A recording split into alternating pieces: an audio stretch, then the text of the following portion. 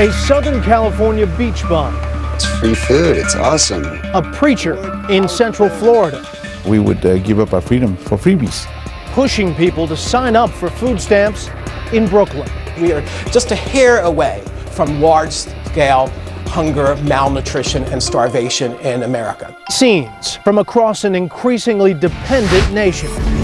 This is Fox News reporting, the great food stamp binge. Hello, I'm Brett Baer, reporting from the U.S. Department of Agriculture. Why the USDA?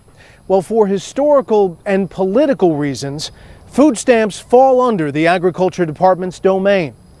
In fact, food stamps will cost taxpayers a projected $78 billion this year, a staggering amount that's more than doubled since 2008. Indeed, food stamps and other food assistance add up to more than 70% of the USDA's outlays. According to a just-released Fox News poll, a majority of voters think most of the 46 million plus food stamp recipients are taking advantage of the system and not truly in need. You've heard stories of food stamp waste, fraud, and abuse. Well, this hour we'll also look at the cost to the recipients and to the American character. During this show, you can share your thoughts via Twitter. Be sure to use hashtag Fox News Reporting. We begin in New York City, where one of America's most energetic proponents of food stamps is working to get more people signed up. Individuals have a certain income limitation. You're watching a team of determined activists preparing their plan of action. The guidelines change a little bit. You feel all set and ready to go? They'll be walking around the streets of Brooklyn. The mission? To sign up as many people as they can for food stamps. The New York City Coalition Against Hunger in action. A lot of working people don't know they're eligible. Joel Berg, a former Clinton administration official, is the organization's executive director. Right down there. We have some information, pre-screen people for SNAP benefits. SNAP stands for the Supplemental Nutrition Assistance Program. It's the new name for the food stamp program. In 2008, the federal government officially dropped the term food stamps, partly to fight the stigma associated with that term. But most everybody still calls them food stamps, even people at the coalition. Tell them that you're pre-screened and that you would like to apply for food stamps. Berg believes folks here don't want to go to a government office to find out if they're eligible. So his team set up shop at this supermarket. We're very close to 50% of our customers, on a monthly basis are using the SNAP benefits. Ivan Bueno is the store manager. We feel it's a positive thing for the community. Another part of the effort to reduce the stigma of food stamps was to get rid of the stamps altogether.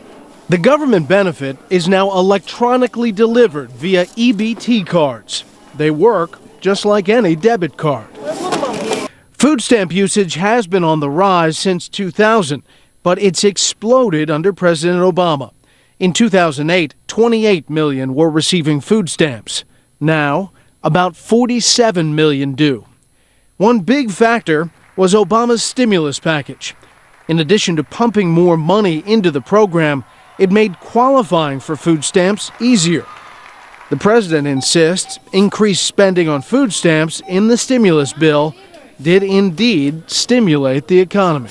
3, 4, 5, 6, 6, and 2 that are definitely eligible. And Joel Berg says it literally saved lives. We are just a hair away from large-scale hunger, malnutrition, and starvation in America. Do you really believe that? No question whatsoever. You're just laughing. Absolutely preposterous. Given the fact that only 1 in 20 American adults say that they were hungry for even a single day during the course of a year, I think starving is a bit silly, isn't it? The reality is that American poor people are not malnourished. They, in fact, eat too much food. If Joel Berg is the great advocate of food stamps, Robert Rector of the Heritage Foundation is the great skeptic. The hunger advocates are clearly distorting the data and creating a huge mirage of a problem that doesn't really exist. It distracts our attention from the real issues, how you really help the poor rather than making them more dependent on government. They denied you because your income changed. Berg says 80% of the people who turn to his coalition for help are ultimately approved. Some people they spoke to never thought they'd be eligible. I'm going to give you my number. This is my direct extension. My name is Denise, and we could help you with that as well, okay? She wasn't aware that she can still apply just for her daughter, so I did let her know. You and your volunteers stop and explain food stamps to just about every person on the street. Yes. It could be construed as recruitment. We would never, ever try to convince someone who didn't want these benefits to get them. This is not just an academic question. Recruiting people to go on food stamps is against the rules.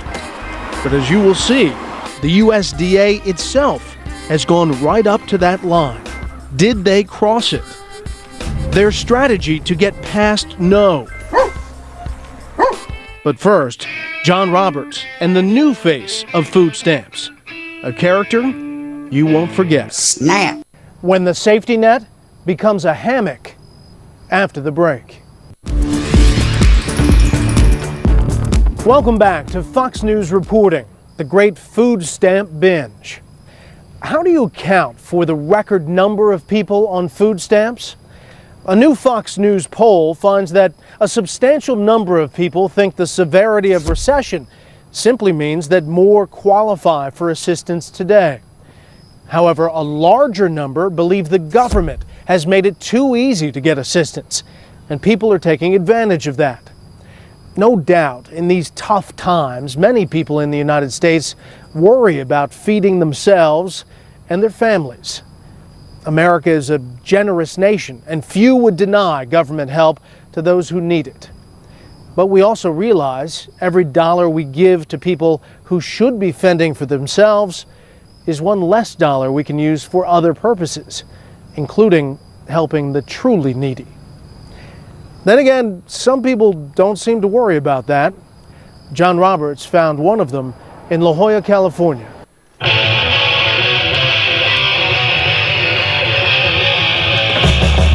Meet Jason Greenslade, food stamp recipient. Another day in the life of Jason living at Rat Life. And what exactly is the rat life? Well, your typical day. Are you like a early morning guy, get out and get some waves? Or you No. sort of later in the afternoon? Yeah, later in the afternoon kind of guy. Wake up, go down to the beach, meet up with my friends, skate it up, hit on some chicks, want a beer? Start drinking. All day, every day.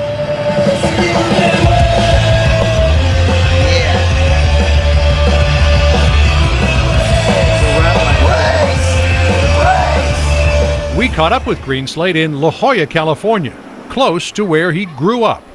The 29-year-old has chosen the life of a beach bum in this seaside paradise.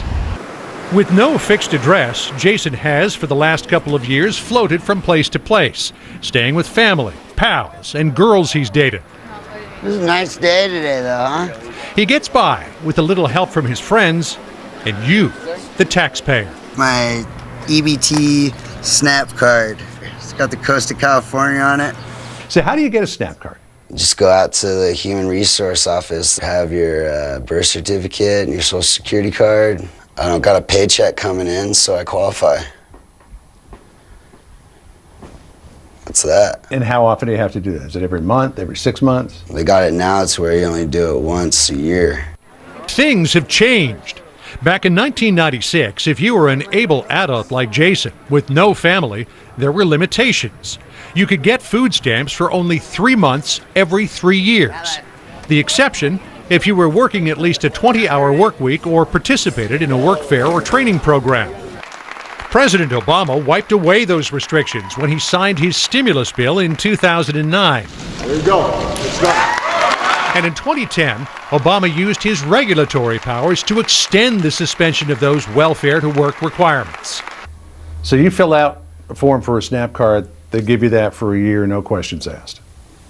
Yeah, good to go, you're golden. It's $200 a month, right? Yeah, $200, free money. This is my job right here to make sure everything's rolling smoothly.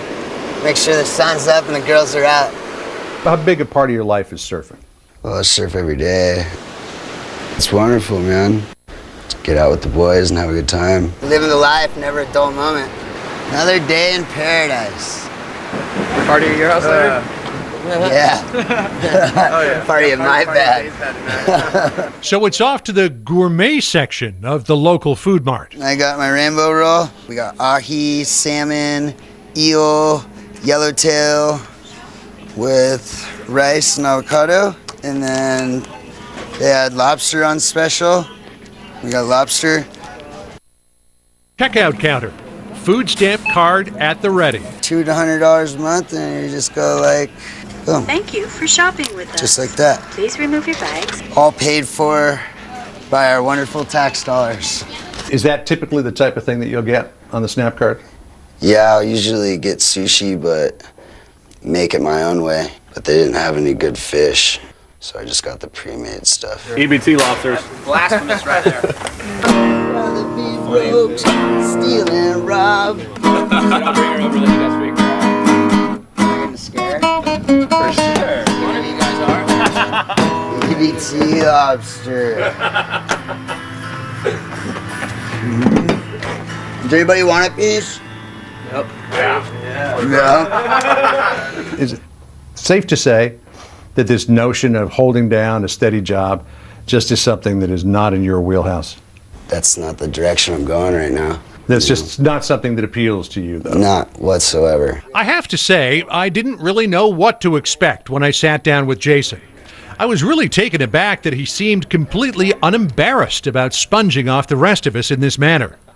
This was a guy who struck me as capable of pulling his own weight, as resourceful, even intelligent, and went to San Diego State for a while, and then to a technical school where he trained to become a recording engineer. But then he realized what he really wanted in life. I'm skating to class, and here comes Motley Crue walking down the halls, all carrying a bottle of Jack, partying, and I just realized, like, I don't want to be the guy recording those guys. Like, I want to be the guy being those guys. He wanted to be a rock star. So you decided that was going to be your life from Yeah, and I want to be heard. I don't want to listen. And wait until you hear what else Jason had to say. John Roberts returns a little later. But first, food stamps offer a helping hand. But what about people who say thanks, but no thanks? The USDA's ill-conceived scheme to push food stamps in Spanish-speaking communities. An expose you might find hard to stomach. And during the break, tell us what you think of the show so far. We're on Twitter. Use the hashtag Fox News Reporting. America has long been a magnet for immigrants whose industry, mettle, and drive has made our country stronger. Did the USDA try to undermine those virtues in order to expand the food stamp rolls? Peter Boyer reports from Florida. See, self-reliance has always been an integral part of our culture. In the central Florida town of Muscote, Pastor Felix Ramirez preaches a message of self-reliance. Listen to this. They might end up giving away their freedom for freebies. You stress to them the importance of self-reliance, of counting on themselves, of not having a handout. I want to remind them of who they were, who we are. Self-reliance and self-respect go together. Which might explain why Pastor Ramirez is still angered by something he heard from the USDA a while back. Our story begins in 2008, ends a few years later, and provides a troubling glimpse into how a USDA, under both Republican and Democratic administrations, has come to see its mission as pushing food stamps on groups of people reluctant to take them.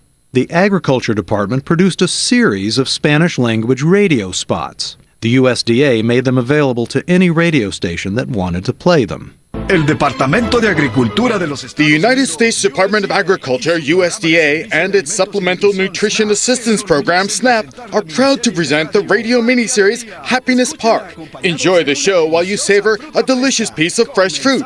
Let's begin. Happiness Park is like any other soap opera. That is, one whose characters are obsessed with food stamps.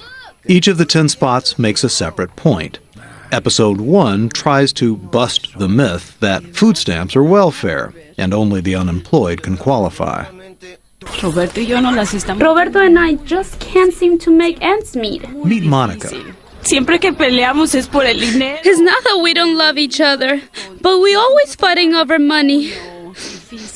She's talking to her friend, Claudia. Did Roberto find a job? Not yet, and that worries me, because with what I earn as a babysitter is just not enough.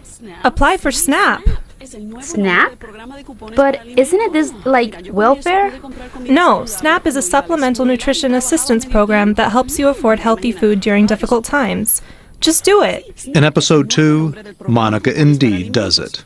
By episode 3, she tries to convince a friend, Ramon, to sign up. I don't think I qualify. I own my house, and I live with my daughter and grandson. You might. SNAP is a program to help people. If you don't apply, you'll never know. It's very highly offensive, and we can count on our own culture to make a success story. In episode 4, Ramon does sign up for food stamps, and then urges another friend to do so as well. She is very reluctant. Her name is Diana. I don't need help from anyone. My husband makes enough to take care of us. Aye, girl. When are you going to learn? This gentleman better not say that to any of my ladies in this church, because the ladies in this church will tell him off. It turns out that Diana is the most stubborn denizen of Happiness Park, but they wear her down over the next few episodes. In episode 5, we learn her daughter, Suzette, is overweight. In episode 6, Suzette comes in last in a swimming race. Diana's friends keep up their full-court press. It doesn't matter if your husband works full-time or if you own a car. I was approved and Roberto has a job. Yes, I know. Snap, snap, snap. Suzette, put on your shoes. We're leaving. Why are you angry? Do it for your own health and for Suzette's. It's appalling. It's insulting. Christine Saltos and her husband Alfredo own and operate the Havana Delight restaurant in the Central Florida town of Bartow. She recalls hearing Happiness Park episodes on the radio. And when you hear this and you recognize that it's aimed at... Not the Hispanics. What's your reaction? My gut reaction is that they're calling us stupid. Episode 7 is an eye-opener for the reluctant Diana. She goes shopping with Monica. Look, it's your turn to pay. Wait, don't use food stamps in front of everybody. There's no stamps. SNAP gives you a card. Wow, it looks like a bank card. Exactly, Diana. No one has to know. Apply. You could gain so much. That's not why we came to America. For you, my friend. We take care of our own without any help, and you get ahead on your own. Back in Happiness Park, Diana is still not convinced, insisting in the next episode that she didn't need help from anyone. But everything changes in episode 9, which, according to the USDA production script, was written to overcome the barrier of pride. Bueno. Hello? Yes? What? But... What happened? What happened? Diana's crying. She's at the hospital. Thankfully, Diana survives. I thought it was a heart attack. What? Yes, I felt horrible, but the doctor told me that it was indigestion. Indigestion? The doctor scolded me and told me I need to lose weight. He said I need to eat healthier foods like fruits and vegetables. I should have listened to you. What's the program called? It's called SNAP. By the last episode, Diana signs up. Of course, she doesn't know that, contrary to the radio novella suggestion that food stamps will help her lose weight, the USDA's own research actually shows a correlation between SNAP card use and obesity in non-elderly adult women, like Diana. We actually think unconditional efforts by the best food stamp president in American history to maximize dependency is terrible for the future of this country. When the national food stamp binge became an issue in the 2012 presidential campaign, the radio novella series became a news story. An embarrassed USDA pulled the series from circulation. Undersecretary of Agriculture Kevin Concannon admitted, "Some of the content in these advertisements does not meet the standards of what I consider to be appropriate outreach." But it turns out Hispanics were not the only group targeted by the USDA's outreach squad. Coming up, breaking down mountain pride in North Carolina. The USDA didn't back away from this effort. In fact, they gave it an award. A food stamp bust in Columbus, Ohio, just this week. Fox News reporting was there. These undercover state food stamp investigators say this store let them buy alcohol with food stamps. State liquor agents, police officers. The store was cited for illegal use of a food stamp card, though the clerk told us she thought she was selling the undercover officer an energy drink. Either way, in the great food stamp binge, we seem to be hearing these stories more and more. It's another reason why some people are puzzled that the USDA is trying so hard to get even more people to sign up for food stamps, whether they say they want them or not. One of those efforts was in North Carolina, where 17% of the people get food stamps, more than double the number a decade ago. Part of that increase, Peter Boyer found, is apparently efforts to break down mountain pride. The music, one of the oldest art forms in America.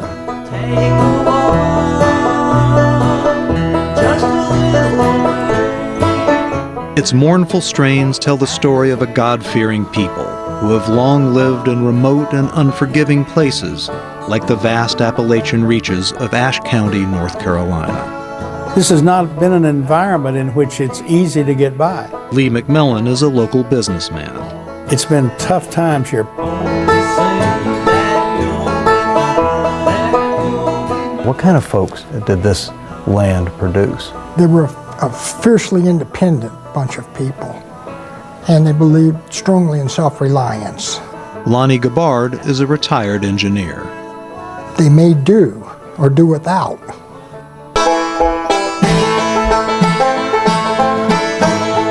For countless generations, the people of Ashe County made do by growing tobacco, raising cattle on small family ranches, and producing lumber from the vast forests that still surround them.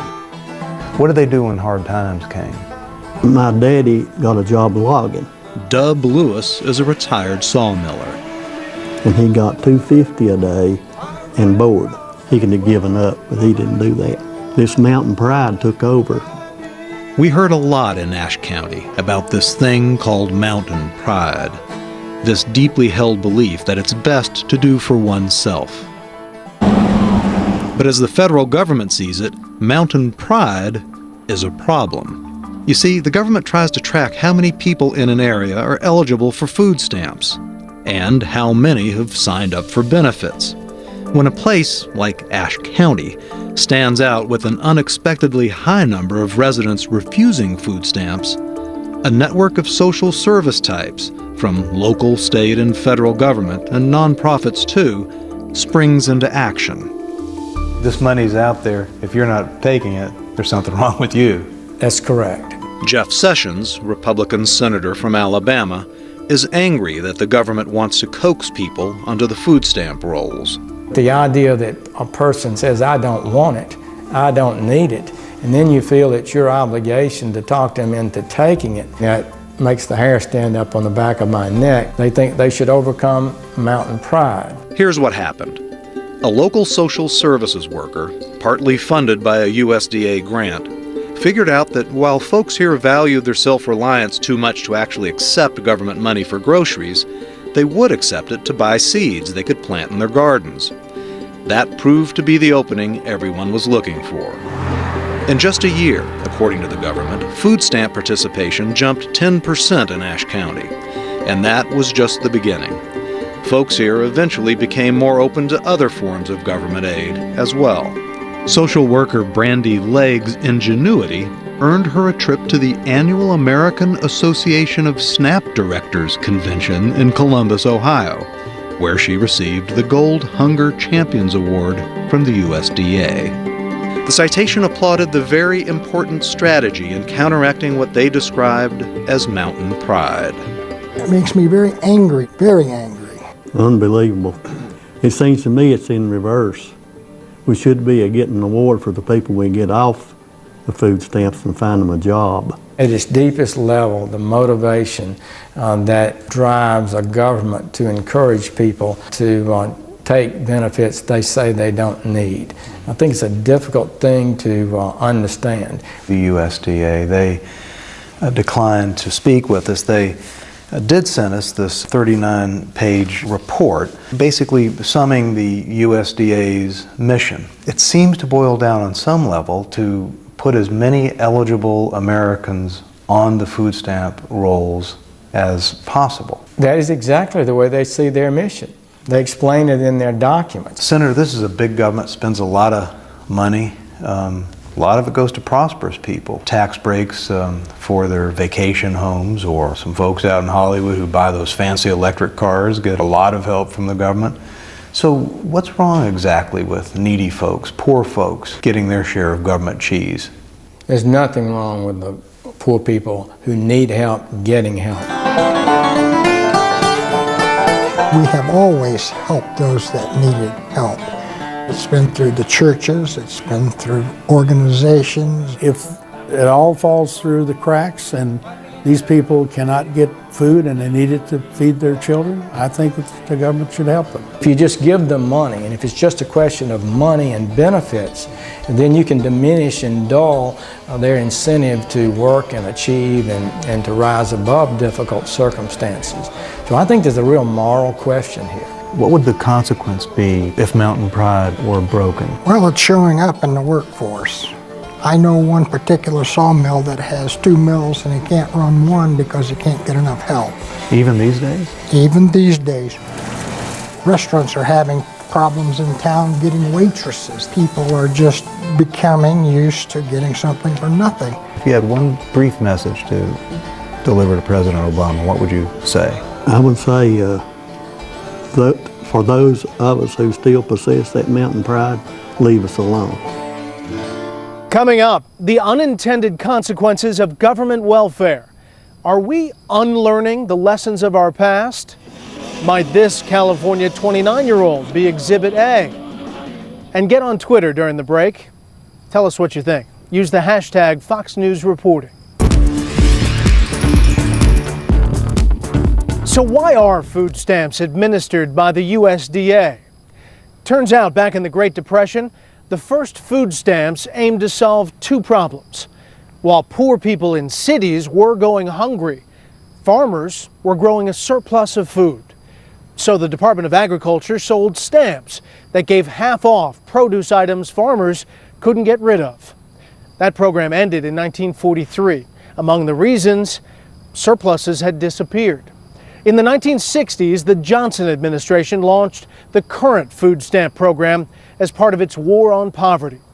It had nothing to do with farm policy, but there was a political advantage to keeping food stamps under the USDA. It made each massive farm bill popular with lawmakers from cities and rural communities alike. In a surprise move, however, a group of breakaway House Republicans just scuttled the latest farm bill. They now want a separate vote on food stamps, hoping to draw attention to what they see as wasteful spending that can also make the poor too dependent on government. They weren't the first to worry about that. It was on the minds of those who launched the war on poverty. The days of the dole in our country are numbered. Our American answer to poverty is not to make the poor more secure in their poverty, but to reach down and to help them lift themselves. It sounded really good at the time, too. You know, give a hand up, not a hand out. At that time, Charles Murray was a 21-year-old history major at Harvard, a liberal policy wonk coming of age in heady times. We were really optimistic in the 1960s because we never tried to use government programs to eradicate poverty. Turned out to be really, really tough. Murray would come to understand how tough a few years later. After earning a PhD in political science at MIT, he went to work for a Washington think tank with a government contract to evaluate the effectiveness of the Great Society's anti-poverty programs. Murray's groundbreaking research transformed him from a liberal to a libertarian and helped transform the nation's welfare policy as well. Was there a eureka moment during your research? There was. I came across a source which had calculated the poverty rates back to World War II. The poverty rate had been going down even faster before the war on poverty. And that was the moment I said, oh, it's only after the war on poverty was a few years along that we stopped making progress. It slowed. It stopped. Murray's landmark 1984 book, Losing Ground, not only concluded the war on poverty failed to help people out of poverty, but it had devastating consequences for an underclass stuck in a culture of dependency. Your findings were controversial. Very much so. They're conventional wisdom now. Oh, they were conventional wisdom by the early 1990s. When you can, you must work, because welfare should be a second chance, not a way of life. By 1996, a Republican Congress passed and the Democratic president signed a welfare reform bill. In the years since, that law has been hailed as a success, helping people get off the welfare rolls and gain self-respect. But Murray thinks America is unlearning many lessons of the recent past. Food stamps as a specific program is one of the most obvious ways in which the government has reached into American neighborhoods and says it's okay to be dependent. The cost of that is the kind of pride that used to be the hallmark of Americans.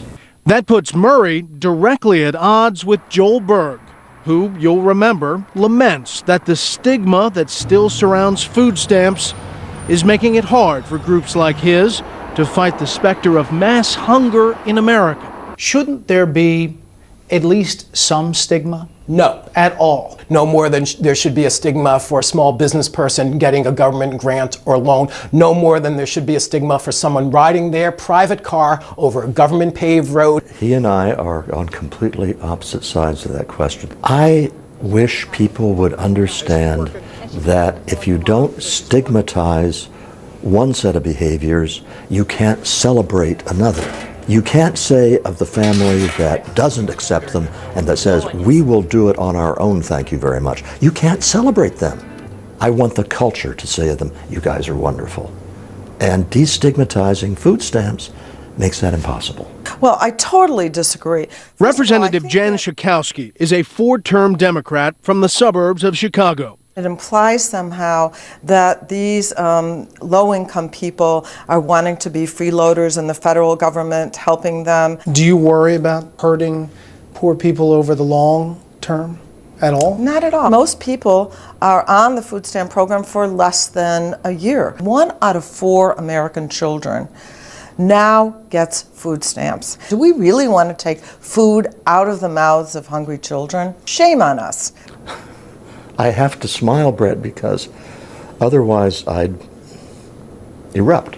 I guess they don't understand that people like me aren't just stingy and don't want to spend money on food stamps. Someone listening to this could say, Charles Murray's saying that the government is making people lazy. You know, that's obviously a simplification of what I'm saying.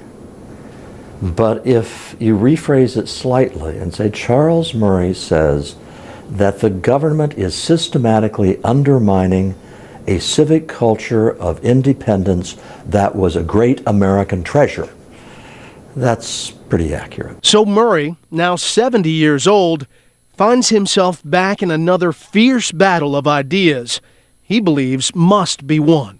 But his latest book, Coming Apart, says that battle is being fought on new turf. He says what were once the pathologies of the underclass are becoming the mainstream. If you go to any working class neighborhood in the United States and get to talking about the guys around town and their attitude toward work, yeah, you'll get some cases where guys are trying very hard to get work and unable to do it. The story you will hear much more commonly is, oh, he doesn't want a job. Which sounds like someone we met earlier in this hour. So I asked Murray about Jason Greenslate, that blissfully content La Jolla, California food stamp recipient. He surfs a lot. He doesn't have a job. He doesn't want one. He has no problem whatsoever taking $200 a month from taxpayers. Are you surprised we could find someone willing to tell us that? Doesn't surprise me a bit. Jason's not an anomaly. No. Jason has cousins in every town in America. And stories like Jason's trouble Murray, not because of the money wasted. It's the lives, Murray believes, that are being frittered away. That guy is kidding himself. He is passing time as pleasantly as possible right now. That's not what constitutes a satisfying human life. The sad thing is that the whole philosophical grounding of the welfare state encourages people to think of life in terms of the picnic. Or as Jason would call it, the rat life. He gets the last word after the break.